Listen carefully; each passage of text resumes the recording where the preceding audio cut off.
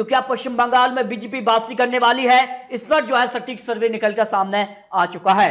आखिर बात करें तो पश्चिम बंगाल में कुल 294 सीटें आती हैं और 148 सीटों पर पूर्ण बहुमत की सरकार बन जाती है। लेकिन पश्चिम बंगाल में अब तक बीजेपी जो है अपना जीत का खाता नहीं खोल पाई है। तो क्या 2021 वो साल है जब बीजेपी पश्चिम बंगाल में पहली बार अपनी जीत दर्ज कर पाएगी? इस पर सटीक आंकड़े क्या कहते हैं? जा दोस्तों, क्या यहां पर बरकरार रहेंगी ममता बनर्जी? 2011 से 2021 में भी वो अपनी सरकार बना लेंगी? इस पर क्या कहते हैं सबसे बड़े आंकड़े?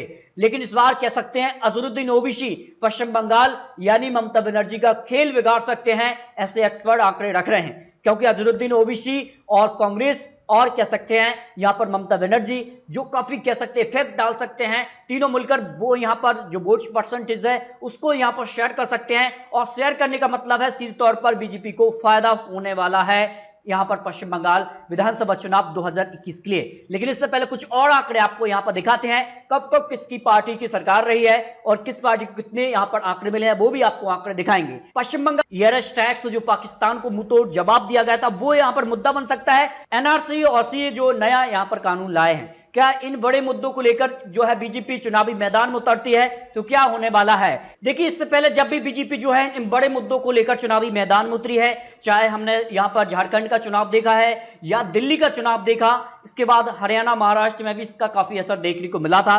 यानी राष्ट्रीय मुद्दों को लेकर अगर आप यहां पर राज्य में पहुंचते हैं तो इनका फायदा ज्यादा होने वाला नहीं है। दिल्ली में इस तरह का जो प्रचार किया गया था, उस तरह के मुद्दों को लेकर जनता के बीच यहां पर बीजेपी के जो बड़े नेता थे वो पहुंचे, लेकिन इसका फायदा नहीं हुआ। अरविंद केजरीवाल ने यहां पर बम्पर जीत दर्ज की। इसके अलावा झारखंड में भी इस तरह के मुद्दों को लेकर बीजेपी पहुंची तो इसका भी बीजेपी को नुकसान हुआ है। तो क्या पश्चिम बंगाल में भी इन्हीं मुद्दों को लेकर बीजेपी पहुंचेगी तो इसका कितना नुकसान होगा? क्या यहां पर रोजगार और जो अन्य मुद्दे हैं जिनको लेकर जनता की मांग है, क्या इन मुद्दों को लेकर बीजेपी चुनावी मैदान में उतरती है तो फिर क्या फायदा होगा?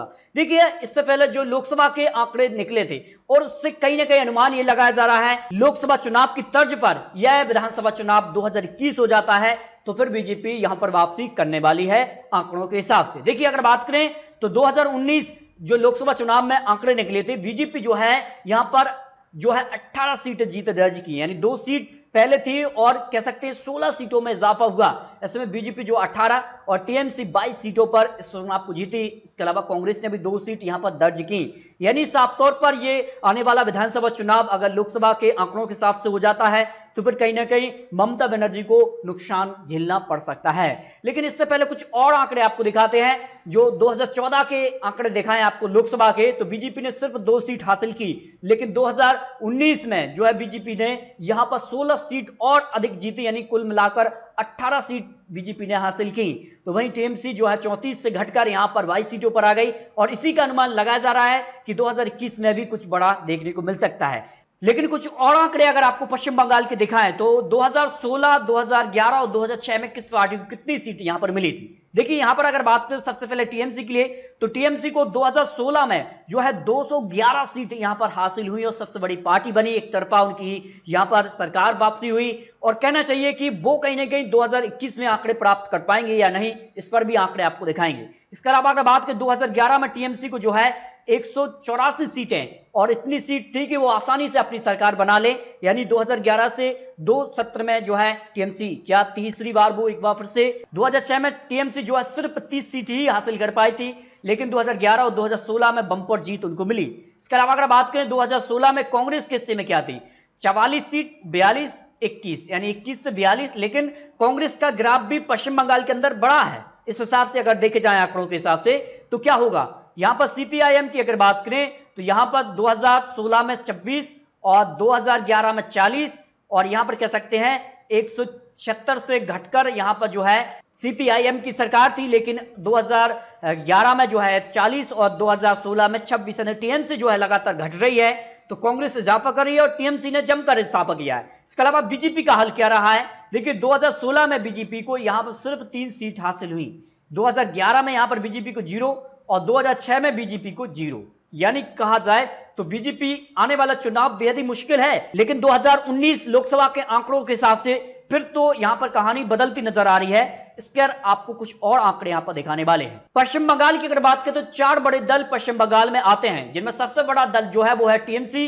इसके बाद अगर बात करें तो कांग्रेस है, उसके बाद सीपीआईएम और बीजेपी। लेकिन बीजेपी क्या इस बार जो है सबसे बड़ी पार्टी बन पाएगी, इस पर भी आपको बड़े एक्सपर्ट के आंकड़े दिखाने वाले हैं। इसके अलावा 5वीं बड़ी पार्टी जो है अजहरुद्दीन ओवैसी की पार्टी है, वो क्या गठबंधन में उतरते हैं या फिर अलग से चुनावी मैदान में उतरते हैं, ये काफी महत्वपूर्ण होने वाला है। इस बार का जो चुनाव है वो काफी कड़ा टक्कर यहां पर देखने को मिल सकती है।